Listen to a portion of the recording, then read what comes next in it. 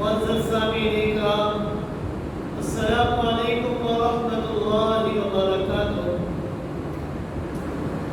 آج کی اس بابرکت جمعۃ المبارک کی نشست میں مجھے آپ حضرات کے سامنے اس عنوان پر لفظ کشائی کرنے کی سعادت حاصل ہوئی ہے، وہ ہے فخر مصطفیٰ صلی اللہ علیہ وسلم۔ میں دعا کو اللہ رب العزت کی بارگاہ سے کہ رب کائنات مجھے کلمہ حق بیان کرنے کی توفیق عطا فرمائے اور بعد میں ہم سب کو اس پر عمل کرنے کی بھی توفیق عطا فرمائے۔ معزز سامعین اکرام، آپ لوگ یہ بات بخوبی جانتے ہیں کہ دنیا کی زندگی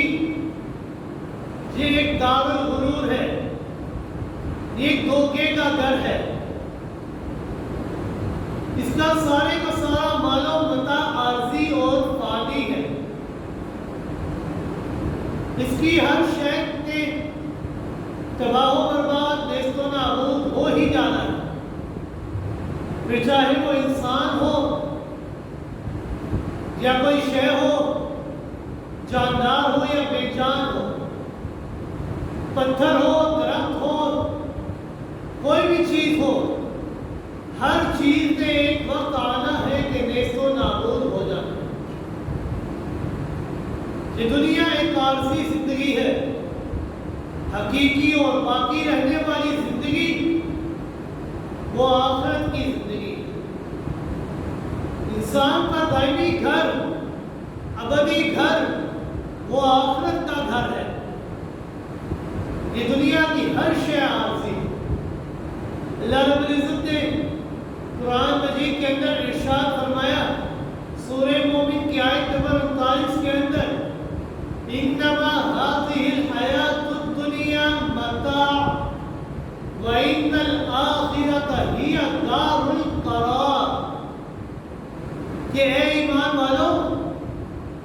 اس دنیا کی زندگی کو ترجیح نہ دے بیٹھنا، اس دنیا کی زندگی سے لو نہ لگا لینا، اس دنیا کی زندگی کو اپنے دل کے اندر جگہ نہ دے دینا۔ کیوں؟ کیونکہ دنیا کی زندگی تو محض ایک عارضی سا فائدہ،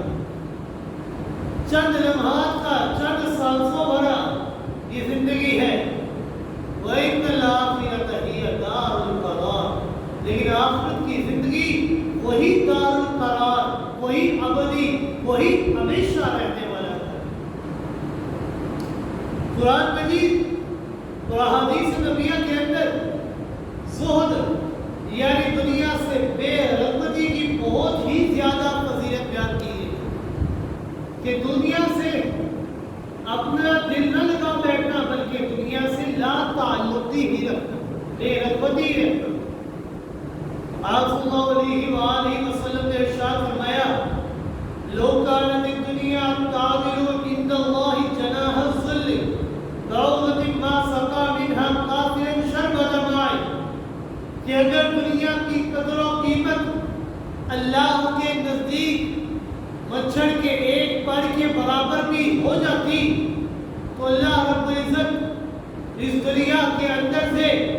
کسی ایک کافر کو بھی اس میں سے ایک بوند بھی پانی کا نصیب نہ کرتے۔ اگر نصیب کرتے تو صرف اور صرف ایمان والوں کو دیتے، لیکن جب اللہ کے ہاں اس دنیا کی زندگی کی قیمت مچھر کے پر کے برابر بھی نہ تھی تو اللہ رب العزت نے صاف صاف سمجھا دیا ہے کہ اے ایمان والوں، یہ دنیا کی زندگی کو تم نے ترجیح نہیں دینی، اس دنیا کی زندگی کو میں اللہ کے سامنے کوئی حیثیت نہیں ہے۔ اگر باقی رہنے والی زندگی ہے تو آخرت کی زندگی ہے۔ میں نے کافروں کو جو کچھ عطا کرنا تھا اس دنیا کی زندگی کے اندر عطا کر دیا ہے، لیکن تمہیں جو کچھ میں عطا کروں گا وہ اس دنیا میں نہیں بلکہ آخرت کے اندر عطا کروں گا۔ حضرت ابن عمر رضی اللہ تعالیٰ فرماتے ہیں، صحیح بخاری کی روایت ہے، یہ فرماتے ہیں کہ رسول اکرم صلی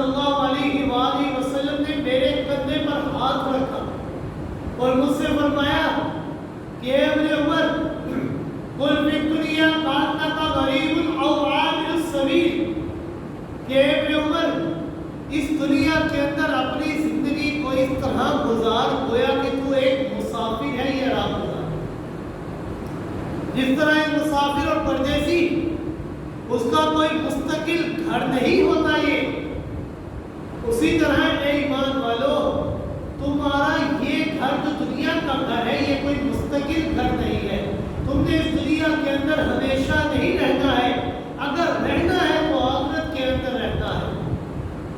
لہذا اس دنیا کی زندگی کے اندر اپنی زندگی کو اس طرح بسر کرنا کہ گویا کہ تو ایک مسافر ہے. جس طرح مسافر اپنے مسافر خانہ سے دل نہیں لگا سکتا، اسی طرح تم نے بھی اس دنیا سے دل نہیں لگانا. آخرت کو ترجیح دینی ہے، آخرت کی فکر میں رہنا ہے، کیونکہ اس دنیا کو میں اللہ نے دارالامتحان بنایا ہے. تمہیں اس امتحان کے لیے دنیا کے اندر بھیج دیا ہے اور تمہارے سامنے میں اللہ رب العزت نے اتنی آسانیاں رکھ دی ہیں، اتنی آسانیاں کر دی ہیں کہ میں اللہ رب العزت نے سب سے بڑی دولت عقل و شعور والی بھی تمہیں عطا کی، پھر اس سے بڑھ کر اور نعمت یہ عطا کی. میں اللہ نے اپنے انبیاء کو اس دنیا کے اندر بھیجا، وہ آتے گے اور میں اللہ کا پتہ بتاتے گے. پھر اس سے بڑھ کر اور آسانی میں اللہ نے یہ کی کہ میں اللہ نے تمہارے امت کے اندر تمہارے لوگوں کے لیے اپنی لاریب و بے عیب کتاب قرآن کو نازل کر دیا ہے. اس قرآن کے اندر غور و فکر کر کے میں اللہ کو پہچان لو. اس دنیا کی زندگی کو ترجیح نہ دینا بلکہ آخرت کی زندگی کو ترجیح دے کر اس دنیا سے اللہ نے ایک دارالامتحان بنایا ہے اور دارالبقاء آخرت کی زندگی کو بتایا ہے. یہ قرآن نے صاف صاف واضح کر دیا ہے. لہذا اے انسان میں اللہ نے جب اتنی نعمتوں سے تجھے نوازا ہے تو پھر بھی تم دنیا کی زندگی کو ترجیح دے دو تو پھر یہ تمہارے حق میں بہتر نہیں ہے. تم نے دنیا کی زندگی کو ترجیح نہیں دینی بلکہ آخرت کی زندگی کو ترجیح دینی ہے. میں اللہ نے اس دنیا کو دارالامتحان بنایا، تمہارے لیے ہر سہولت بھی رکھی. اب یہ تمہارے اوپر ہے کہ ان سہولیات کو تم اپنا کر اپنے لیے فائدے کا سامان تیار کرتے ہو یا خسارے کا سامان تیار کرتے ہو، یہ تمہارے اوپر ہے. اس لیے رسول اکرم صلی اللہ علیہ وآلہ وسلم نے فرمایا الدنیا ملعونۃ وملعون ما فیہا الا ذکر اللہ تعالی، کہ دنیا اور اس کا سب عیش و آرام، اس کا ہر چیز، ہر دولت، ہر مال، یہ سارے کا سارا ملعون ہے. لیکن اگر کوئی چیز ملعون نہیں ہے تو وہ صرف ایک چیز ہے، الا ذکر اللہ تعالی، وہ اللہ کا ذکر ہے کہ ہمہ وقت تمہاری زبانوں سے اللہ کا ذکر جاری. اور آپ صلی اللہ علیہ وآلہ وسلم نے فرمایا، صحیح بخاری کی روایت ہے کہ رسول اکرم صلی اللہ علیہ وآلہ وسلم فرماتے ہیں اطلعت فی الجنۃ فرأیت اکثر اہلها الفقراء، کہ میں نے جنت کا معائنہ کیا.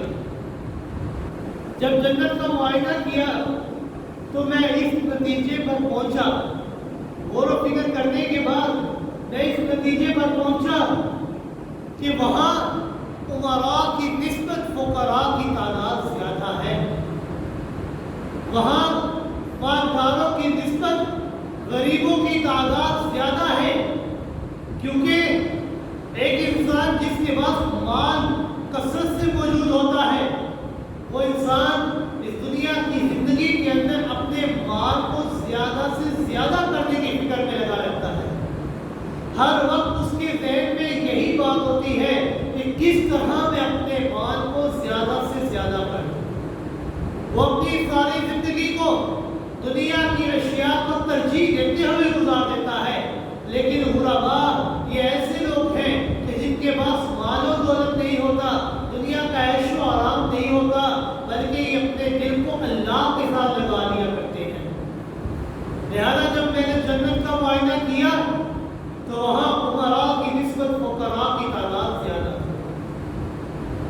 اور آج میں آپ کے سامنے یہی عرض کروں گا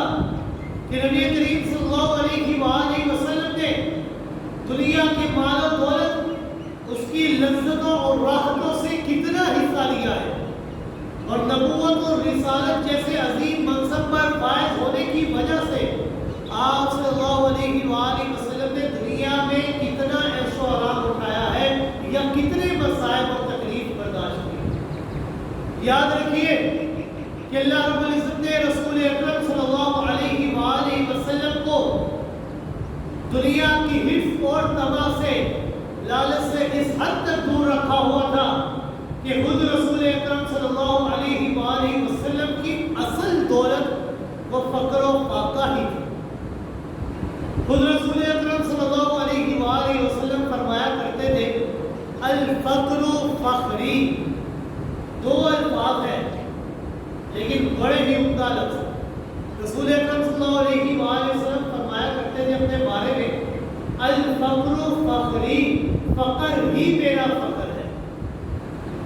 دنیا کا مال و دولت حاصل کر کے فخر کرنا یہ چیزیں میں نہیں رکھتا پسند، بلکہ فخر یہی میرا فخر ہے. اور یہ بات بھی ذہن میں رکھیں کہ آپ صلی اللہ علیہ وآلہ وسلم کا ذوق اور فخر یہ اختیاری نہ تھا، بلکہ آپ صلی اللہ علیہ وآلہ وسلم نے جو ذوق اور فخر اختیار کیا وہ اپنی پسند سے اختیار کیا تھا، کسی مجبوری کے تحت اختیار نہیں کیا، اضطراری نہ تھا بلکہ اختیاری تھا. آپ صلی اللہ علیہ وآلہ وسلم اللہ رب العزت کے سامنے فرمایا کرتے تھے کہ اگر آپ چاہیں کہ اللہ رب العزت نے فرمایا کہ اے میرے محبوب اگر آپ چاہیں تو میں اللہ رب العزت آپ کے لیے مکہ کی زمین اور اس کے پہاڑوں کو سونے میں تبدیل کر دو. لیکن رسول اکرم صلی اللہ علیہ وآلہ وسلم نے فرمایا لا نہیں ہے میرے اللہ، میں یہ نہیں چاہتا، بلکہ مجھے تو یہ بات پسند ہے کہ میں ایک دن پیٹ بھر کر کھانا کھا لوں تاکہ تیرا شکر ادا کرتا رہوں، اور ایک دن بھوکا رہوں تاکہ تیرے سامنے عاجزی کرتا رہوں. ایک دن کھا لوں تاکہ تیرے شکر کروں، ایک دن بھوکا رہوں تاکہ تیرے سامنے عاجزی کرتا رہوں. صرف اتنا ہی نہیں بلکہ رسول اکرم صلی اللہ علیہ وآلہ وسلم اللہ رب العزت سے رو رو کر دعا کیا کرتے تھے اللہم اجعل رزق آل محمد قوتا، کہ اے اللہ محمد اور آل محمد کے اوپر روزی کو بقدر کفایت رکھ دینا. یعنی دنیا کی عیش و عشرت کے دروازے میں محمد اور میری آل کے اوپر نہ کھولنا، بس صرف اتنا ہی کھول دینا کہ ایک دن کھا لے تو تیرا شکر ادا کرے اور ایک دن بھوکا رہے تو تیرے سامنے عاجزی کرتا ہے. کفار کو رسول اکرم صلی اللہ علیہ وآلہ وسلم کی یہ بات سمجھ میں نہ آئی. وہ آپ صلی اللہ علیہ وآلہ وسلم کے فقر و فاقے کو دیکھ کر کہنے لگے کہ قرآن مجید طائف یا مکہ کے کسی امیر ترین آدمی پر نازل کیوں نہ ہوا. وہ یہ کہا کرتے تھے وَقَالُوا لَوْلَا أُنزِلَ هَذَا الْقُرْآنُ عَلَى الْقَرْيَتَيْنِ، کہ یہ قرآن طائف اور اس کے آس پاس کے علاقوں کے امراء کے اوپر کیوں نازل نہیں ہوا بلکہ غریب کے اوپر نازل کیوں ہوا. ان کے خیال کے اندر امارت اور عیش و عشرت کا مل جانا ہی کامیابی ہے. دنیا کے مال و دولت کے مل جانا یہ ان کی عظمت پرستی کی دلیل ہے، جبکہ آپ صلی اللہ علیہ وآلہ وسلم فرماتے تھے الفقر فخری، فخر ہی میرا فخر ہے. رسول اکرم صلی اللہ علیہ وآلہ وسلم کی زندگی کے نبوت کے ابتدائی 15-20 سال تک آپ صلی اللہ علیہ وآلہ وسلم کے حالات واقعی اس طرح کے تھے کہ دنیا کے عیش و آرام کا بظاہر امکان موجود نہ تھا. لیکن بعد ازاں حالات تبدیل ہو گئے، عرب کا ایک خاصا اچھا رقبہ زیر اقتدار آ گیا، ملکی فتوحات شروع ہو گئی،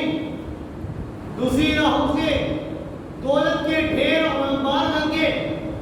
خیبر اور حنین کی فتوحات سے آپ صلی اللہ علیہ وآلہ وسلم کے قدموں تلے دولت کے انبار لگ گئے، مگر یہ سارا عشق و آرام مل جانے کے باوجود، دولت مل جانے کے باوجود، مال غنیمت مل جانے کے باوجود، آپ صلی اللہ علیہ وآلہ وسلم کی طرز زندگی کے اندر ذرہ برابر بھی فرق نہ ہے۔ وہی غریبانہ، وہی سادہ سی زندگی، وہی فقر و فاقے والی زندگی قائم و دائم رہی۔ جو کچھ بھی آپ صلی اللہ علیہ وآلہ وسلم کے پاس آتا، چاہے کہیں سے بھی ہو، جو کچھ بھی آپ کے پاس آیا، آپ صلی اللہ علیہ وآلہ وسلم غرباء اور فقراء میں وہ سارے مال و دولت کو تقسیم کر کے اپنے کپڑے کو جھاڑ دیا کرتے تھے اور ان کے پاس کوئی چیز باقی نہ رہا کرتی۔ حدیث شریف میں آتا ہے کہ رسول اکرم صلی اللہ علیہ وآلہ وسلم وہ اتنی زیادہ سخاوت کیا کرتے تھے کہ آپ صلی اللہ علیہ وآلہ وسلم نے فرمایا کہ اگر میرے پاس احد پہاڑ جتنا سونا بھی آ جائے، اور احد پہاڑ 8 میل تک پھیلا ہوا ہے، آپ صلی اللہ علیہ وآلہ وسلم نے فرمایا کہ اگر میرے پاس احد پہاڑ جتنا سونا آ جائے تو مجھے خوشی اس بات کی ہوگی کہ 3 دن مکمل ہونے سے پہلے میں محمد رسول اللہ صلی اللہ علیہ وآلہ وسلم اس سارے کے سارے سونے کو اللہ کی راہ میں تقسیم کر دوں۔ یعنی سونے کو حاصل کرنے سے مجھے اتنی خوشی نہیں ہوگی جتنی خوشی اس بات سے ہوتی ہے کہ میں اس سارے سونے کو اللہ کی راہ میں تقسیم کروں۔ آپ صلی اللہ علیہ وآلہ وسلم کے پاس ایک موقع پر 90,000 درہم آئے۔ رسول اکرم صلی اللہ علیہ وآلہ وسلم نے وہاں پر ہی ایک چادر ڈالی اور اس کے اوپر وہ دراہم رکھ دیے۔ رسول اکرم صلی اللہ علیہ وآلہ وسلم نے وہ سارے کے سارے جتنے بھی 90,000 درہم تھے ان سب کو تقسیم کر دیا۔ تقسیم کرنے کے بعد ایک سائل آ گیا، آپ کا عرض کرنے لگا، یا رسول اللہ صلی اللہ علیہ وآلہ وسلم مجھے ضرورت ہے۔ رسول اکرم صلی اللہ علیہ وآلہ وسلم نے فرمایا کہ اب میرے پاس تو اور کوئی چیز باقی نہیں رہی، ہاں میں یہ کر سکتا ہوں کہ جاؤ تم کسی شخص کے پاس اور میرا نام لے کر اس سے قرض لے لو، بعد میں جب میرے پاس طاقت ہوگی تو میں اس قرضے کی ادائیگی بھی کروں۔ یعنی اتنی سخاوت، اتنا اللہ کی راہ میں صدقہ و خیرات کرنا کہ اپنے پاس کوئی شے باقی نہیں ہے، پھر بھی اگر کوئی سائل آ جائے تو انکار نہیں کیا کرتے تھے، بلکہ یہ کہا کرتے تھے جاؤ میرا نام لے کر قرضہ لے لو، میں اس قرضے کی ادائیگی خود کر دوں۔ یعنی اتنا اللہ کی راہ میں سخاوت کیا کرتے۔ حضرت انس بن مالک رضی اللہ تعالیٰ فرماتے ہیں قال النبی صلی اللہ علیہ وسلم لا يدخر شيئا لغد،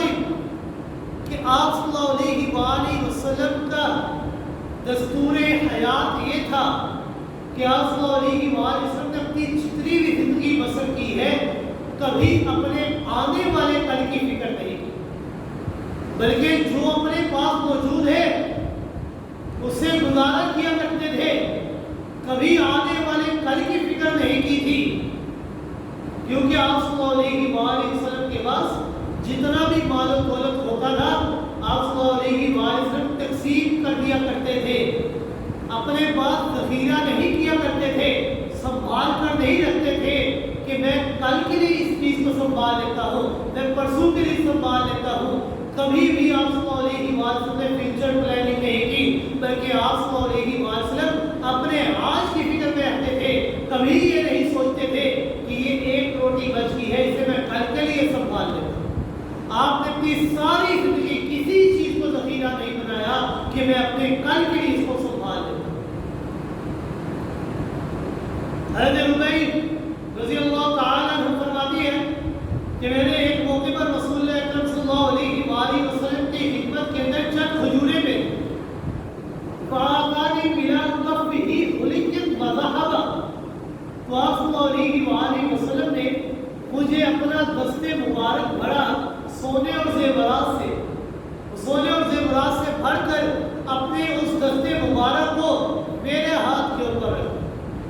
کیونکہ آپ صلی اللہ علیہ وآلہ وسلم کی شان یہ تھی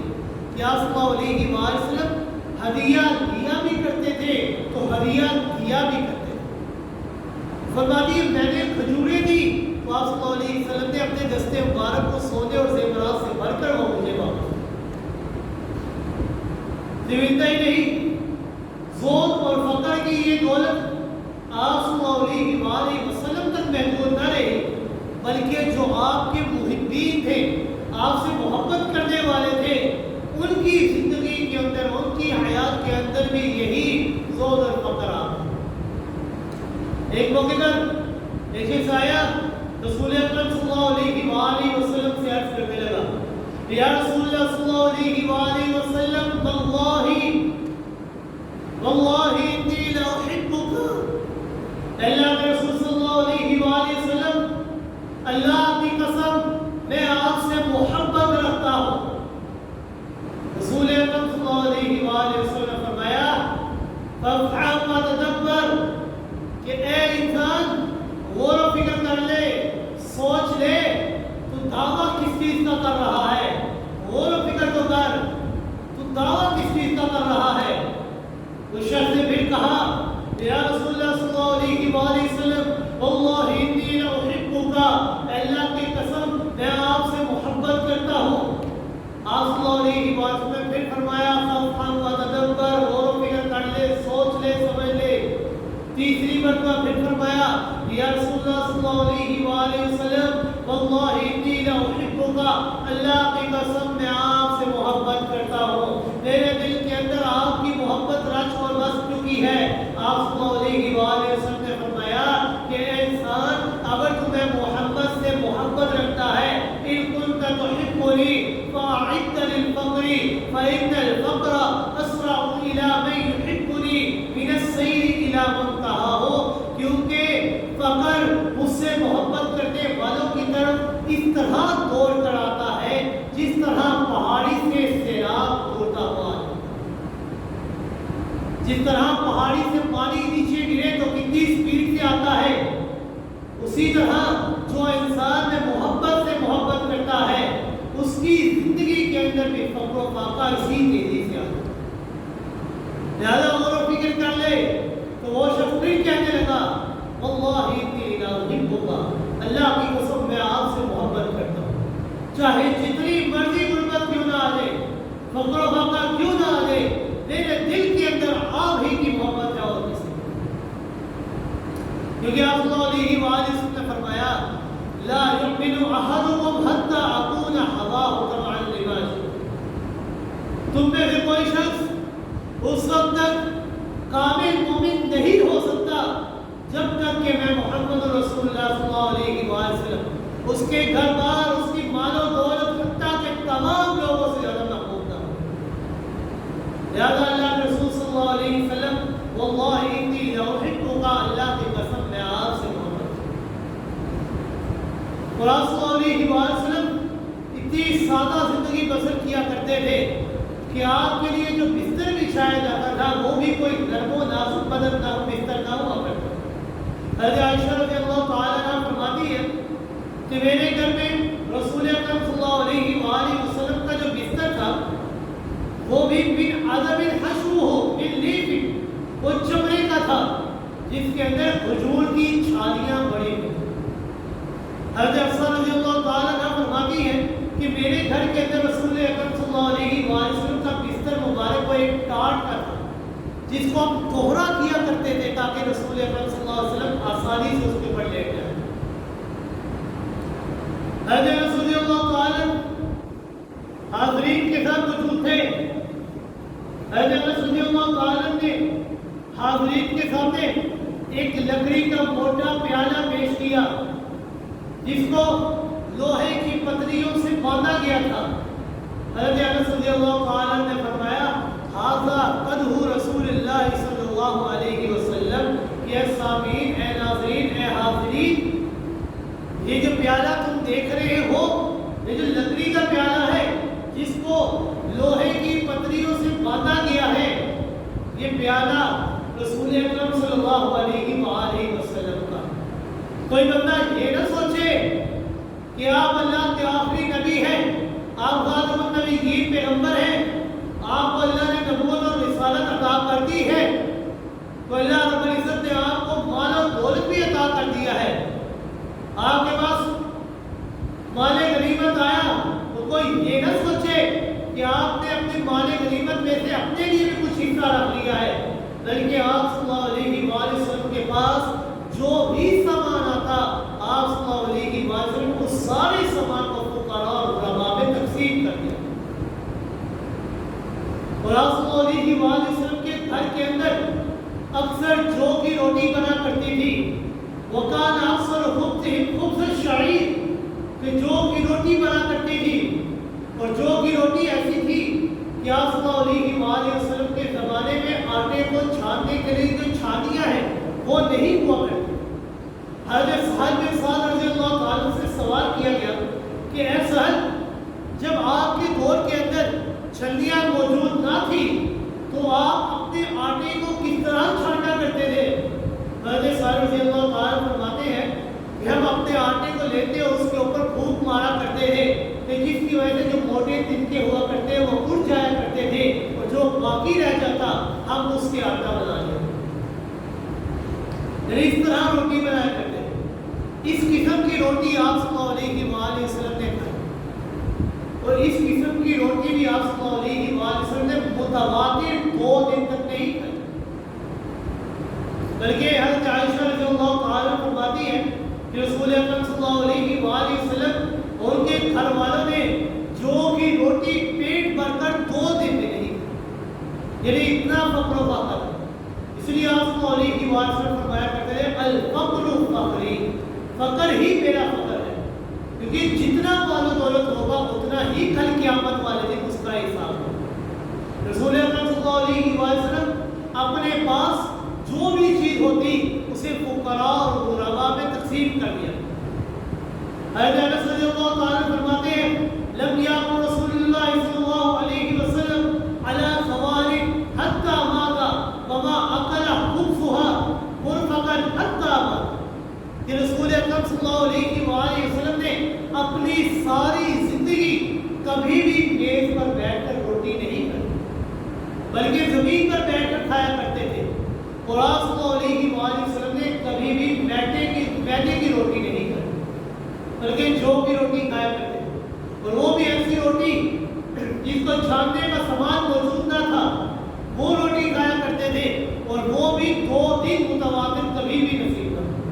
یعنی ایک دن کھا لیا کرتے اور ایک دن نہیں کھایا۔ حضرت عائشہ رضی اللہ تعالیٰ فرماتی ہے کہ رسول اکرم صلی اللہ علیہ وآلہ وسلم اور ان کے آل کے اوپر فقر و فاقہ اس حد تک تھا کہ ایک چاند گزر جاتا، پھر دوسرا چاند گزر جاتا، تیسرا چاند گزر جایا کرتا تھا، یعنی 3 مہینے اکثر اوقات گزر جایا کرتے تھے۔ رسول اکرم صلی اللہ علیہ وآلہ وسلم کے گھر کے اندر چولہا نہیں جلتا۔ سوال کیا گیا عائشہ رضی اللہ تعالیٰ عنہ، اگر آپ کے گھر کے اندر چولہا 3 مہینے نہیں جلتا تھا تو آپ زندگی کو کس طرح بسر کرتے تھے؟ آپ لوگ زندہ کیسے ہیں؟ تو حضرت عائشہ رضی اللہ تعالیٰ عنہ فرماتی ہے من تمر و ماء، کھجور اور پانی کے، ہم ایک کھجور کھا لیا کرتے تھے اور اوپر سے پانی پی لیا کرتے، صرف اس کے اوپر ہم نے 3 مہینے گزارے۔ 3 مہینے رسول اکرم صلی اللہ علیہ وآلہ وسلم کے گھر کے اندر چولہا نہیں تھا، یعنی اس حد تک فقر و فاقہ۔ غزوہ خندق کے موقع پر رسول اکرم صلی اللہ علیہ وآلہ وسلم کے بعد صحابہ اکرام آئے، بھوک کی شکایت لے کر آئے، آ کر عرض کرنے لگے یا رسول اللہ صلی اللہ علیہ وآلہ وسلم، آپ ہمارے پیٹوں کو دیکھیے، ہم نے اپنے پیٹ کے اوپر پتھر باندھے ہوئے ہیں، یعنی بھوک اس حد تک لگی ہوئی ہے کہ ہمارے پاس کھانے پینے کی کوئی چیز نہیں، ہم نے اپنے پیٹ کے اوپر پتھر باندھے۔ رسول اکرم صلی اللہ علیہ وآلہ وسلم نے فرفع رسول اللہ صلی اللہ علیہ وآلہ وسلم عن بطنه عن حجرین، یا صلی اللہ علیہ وآلہ وسلم نے اپنے پیٹ مبارک سے جب قمیص کو اٹھایا تو لوگوں نے دیکھا کہ آپ نے اپنے وجود اقدس کے اوپر 2 پتھر باندھے۔ آپ صلی اللہ علیہ وسلم نے فرمایا کہ اے صحابہ کرام، اگر تمہیں بھوک لگی ہوئی ہے تو تم سے زیادہ بھوک مجھے لگے گی. میں نے اپنے اوپر 2 پتھر باندھے ہوئے ہیں. اکثر باپوں سے رہنا یہ آپ صلی اللہ علیہ وسلم کا معمول تھا. جو روٹی مل جایا کرتی تھی تو سالن نہیں ہوا کرتا تھا. حدیث شریف میں آتا ہے کہ رسول اکرم صلی اللہ علیہ وسلم اکثر سرکے کو بطور سالن استعمال کیا کرتے تھے. اور سرکے کو آپ صلی اللہ علیہ وسلم نے بہترین سالن شامل کیا. آپ صلی اللہ علیہ وسلم نے فرمایا نعم الادام الخل کہ بہترین سالن و سرکہ. فتح مکہ کے موقع پر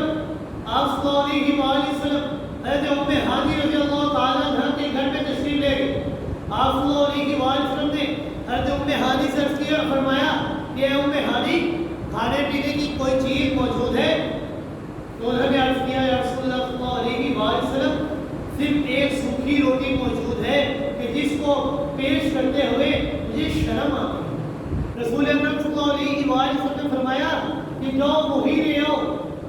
جب وہ لے کر آئی تو آپ صلی اللہ علیہ وسلم نے اس روٹی کے ٹکڑے کیے,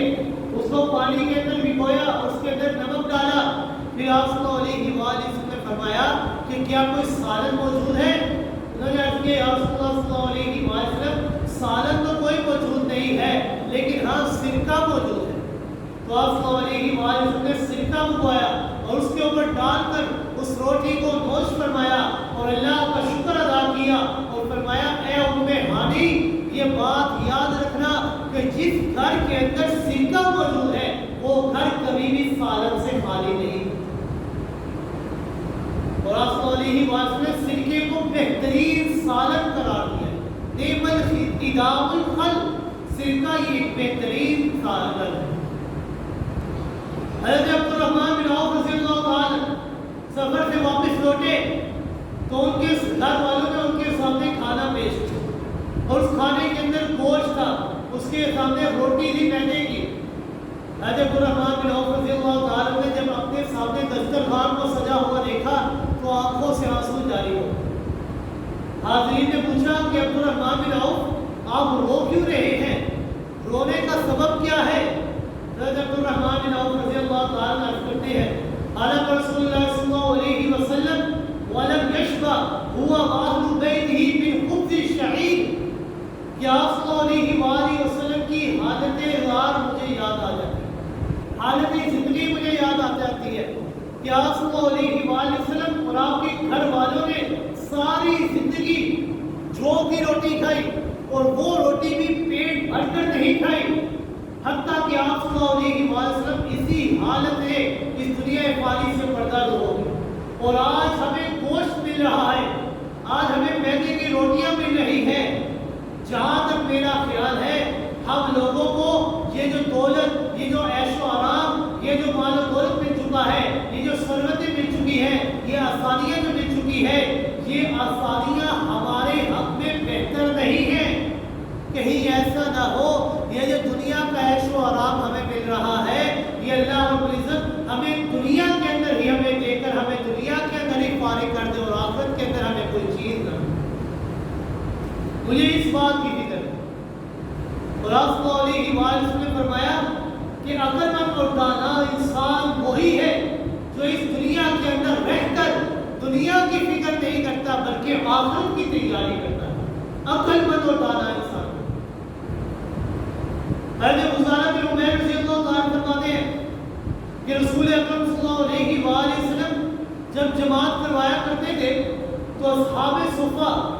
یہ وہ لوگ ہیں جو ہمہ وقت مسجد کے اندر رہا کرتے تھے اور رسول اکرم صلی اللہ علیہ وسلم سے دین کی تعلیم حاصل کیا کرتے تھے. جب وہ نماز کے لیے کھڑے ہوتے تو اکثر اوقات وہ غش کھا کر بے ہوش ہو جایا کرتے. جب ان کو جگایا جاتا اور آپ صلی اللہ علیہ وسلم نماز کو مکمل کر کے ان کے پاس تشریف لے کر جاتے تو دیہاتی لوگ وہ یہ کہا کرتے تھے ہؤلاء مجانین, یہ وہ لوگ ہیں جو مجنون ہیں, جو دیوانہ ہیں, ان کو مرگی کے دورے پڑتے ہیں.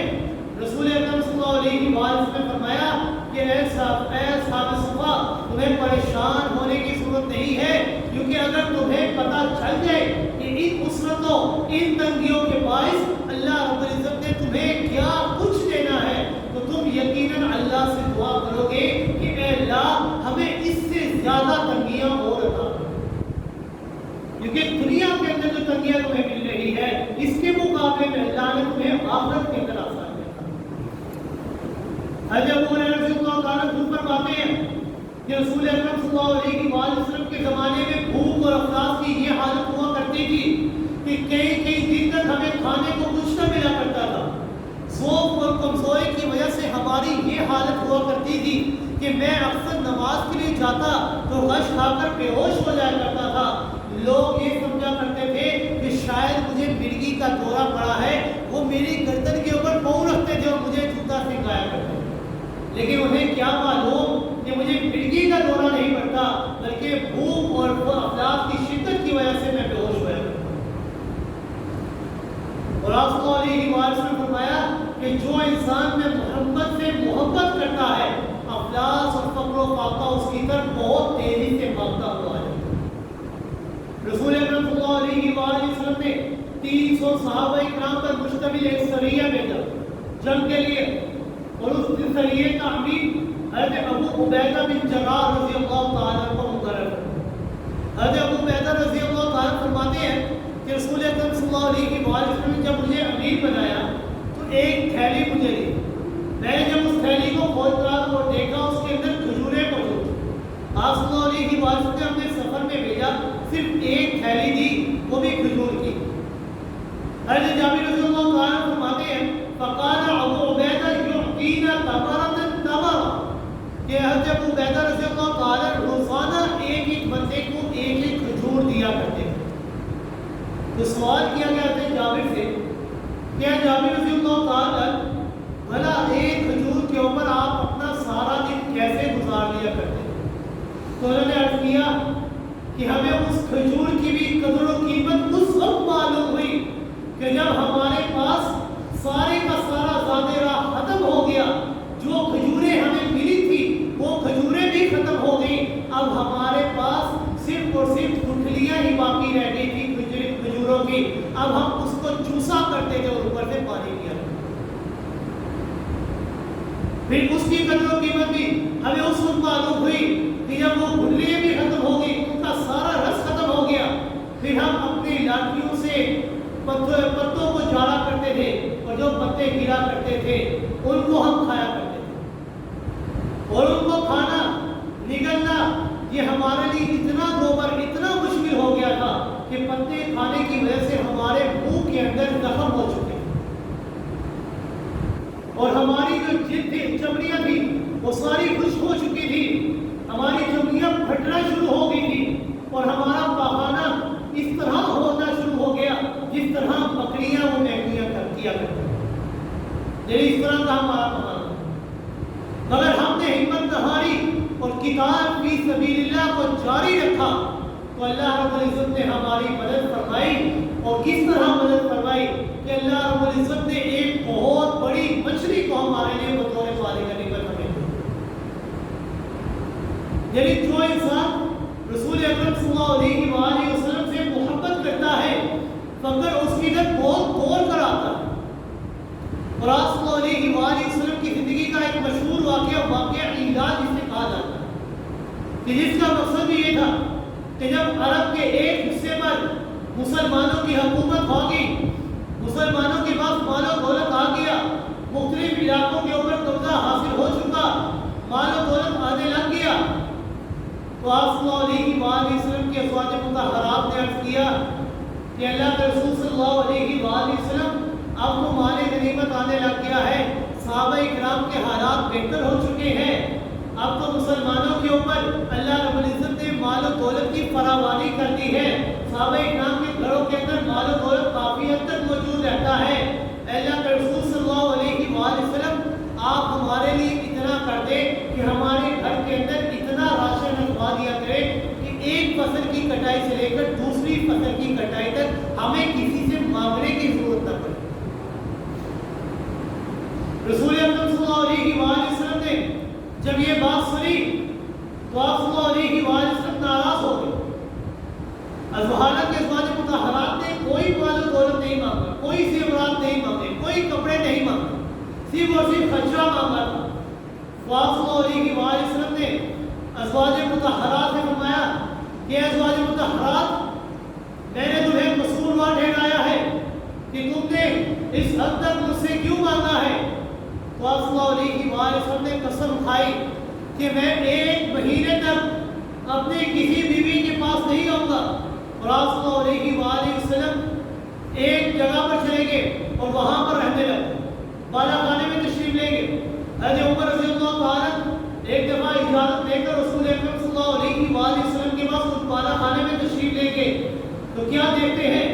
کہ آپ صلی اللہ علیہ وآلہ وسلم ایک کھردری سی چٹائی کے اوپر تشریف فرما ہے اور آپ کے جسم مبارک پر وجود اقدس پر اس کے نشانات موجود ہیں۔ ادھر ادھر دیکھتے ہیں سیدنا فاروق اعظم رضی اللہ تعالیٰ تو وہاں پر چند مٹی کے برتن ہیں، ایک پینے کے لیے پانی کا پیالہ موجود ہے، ایک برتن ہے جس کے اندر وضو کا پانی موجود ہے، ایک چھوٹا سا مشکیزہ موجود ہے جس کے اندر پانی تھا، اور ایک تھیلی تھی جس کے اندر جو کا آٹا موجود ہے۔ سیدنا فاروق اعظم رضی اللہ تعالیٰ نے جب یہ اشیاء دیکھی، یہ اسباب دیکھ کر سیدنا فاروق اعظم رضی اللہ تعالیٰ عنہ کی چیخ نکل گئی، رونے لگے، عرض کرنے لگے یا رسول اللہ صلی اللہ علیہ وآلہ وسلم، کیسر و کسرا کے لوگ وہ تو مزے لوٹ رہے ہیں، وہ تو عیش و آرام کی زندگیاں بسر کر رہے ہیں، اور آپ جو اس دنیا کے خاتم النبیین پیغمبر ہیں، رحمت للعالمین پیغمبر ہیں، سید الاولین والآخرین پیغمبر ہیں، اور آپ اس تنگی اور وسعت کے اندر زندگی بسر کر رہے ہیں۔ آپ صلی اللہ علیہ وسلم فوراً اٹھ کر بیٹھ گئے اور سیدنا فاروق اعظم رضی اللہ تعالیٰ کو بڑی تعجب کی نگاہوں سے دیکھنے لگے اور فرماتے لگے وَأَنْتَ تُرِيدُ يَا عُمَرْ زِينَةَ الْحَيَاةِ الدُّنْيَا، کہ اے عمر کیا تو دنیا کی زندگی کو ترجیح دیتا ہے، دنیا کی زندگی کو پسند کرتا ہے، دنیا کی زیب و زینت کی باتیں کرنے لگا ہے؟ کہ اے عمر یہ بات یاد رکھنا، مالی ولی دنیا، مالی ولی دنیا، دنیا کے عیش و آرام سے، دنیا کے مال و دولت سے میں محمد کا کوئی تعلق نہیں ہے، میں محمد کو دنیا کے مال و دولت سے کوئی لینا دینا نہیں ہے۔ مَا أَنَا إِلَّا كَرَاكِبٍ اسْتَظَلَّ تَحْتَ شَجَرَةٍ ثُمَّ رَاحَ فَتَرَكَهَا، میری مثال اس دنیا کے اندر اس طرح ہے گویا کہ میں ایک راہ گزری اور ایک مسافر ہوں۔ جس طرح مسافر تھوڑی دیر آرام کرنے کے لیے درخت کے سائے کے نیچے بیٹھ جاتا ہے، پھر آرام کر کے تھوڑی دیر کے بعد وہاں سے چل پڑتا ہے، کوئی بھی راہگزیر اس درخت کے سائے کو اپنا مستقل ٹھکانہ نہیں بناتا ہے، اسی طرح میں محمد رسول اللہ صلی اللہ علیہ وآلہ وسلم نے اس دنیا کو اپنا مستقل ٹھکانہ نہیں بنایا ہے، اس دنیا سے میرا کوئی لینا دینا نہیں ہے، ماری ولی دنیا، دنیا کے عیش و آرام سے مجھے کوئی غرض نہیں ہے۔ پھر آپ صلی اللہ علیہ وآلہ وسلم نے فرمایا کہ اللہ رب العزت نے کفار کو جو کچھ عطا کرتا تھا، یہ جو آپ نے کیسر و کسرا کی مثال دی ہے، تو یہ بات یاد رکھنا کہ کفار کو اللہ نے جو کچھ عطا کرنا تھا وہ اس دنیا کے اندر عطا کر دیا ہے، اور یہ بات یاد رکھنا کہ ہم ایمان والوں کو جو اللہ عطا کریں گے وہ آخرت کے اندر عطا کریں گے۔ یا عمر اما ترضى ان تكون لهم الدنيا والآخرة، کہ عمر کیا تو اس بات کے اوپر راضی نہیں ہوتا، اے عمر کیا تو اس بات کے اوپر راضی نہیں ہوتا کہ اللہ نے کافروں کو جو عطا کرنا تھا دنیا کے اندر عطا کر دیا ہے، اور ہمیں جو عطا کرنا ہے وہ آخرت کے اندر عطا کرنا ہے۔ آپ صلی اللہ علیہ وآلہ وسلم نے اپنی ازواج مطہرات سے یہ علیحدگی کیوں اختیار فرمائی؟ صرف اس لیے کہ ان کے دل کے اندر دنیا کا مال و دولت اور اسباب لذت آ چکا تھا۔ تو آپ صلی اللہ علیہ وآلہ وسلم نے جب 1 مہینہ پورا کرنے کے بعد اللہ رب العزت نے وحی نازل کی اور فرمایا یا ایھا النبی قل لازواجک ان کنتن تردن الحیاۃ الدنیا وزینتها فتعالین امتعکن واسرحکن سراحا جمیلا، کہ نبی صلی اللہ علیہ وآلہ وسلم اپنی ازواج مطہرات سے فرما دیجیے کہ اگر وہ دنیا کا عیش و آرام، دنیا کا مال و دولت، دنیا کی اشیاء کو پسند کرتی ہے تو آ جائیں، میں ان کو عطا کر دوں گا، لیکن عطا کرنے کے بعد میں محمد سے ان کا کوئی تعلق نہیں ہوگا۔ ہاں لیکن اگر وہ دنیا کی چیزوں کو ترجیح نہیں دیتے بلکہ اللہ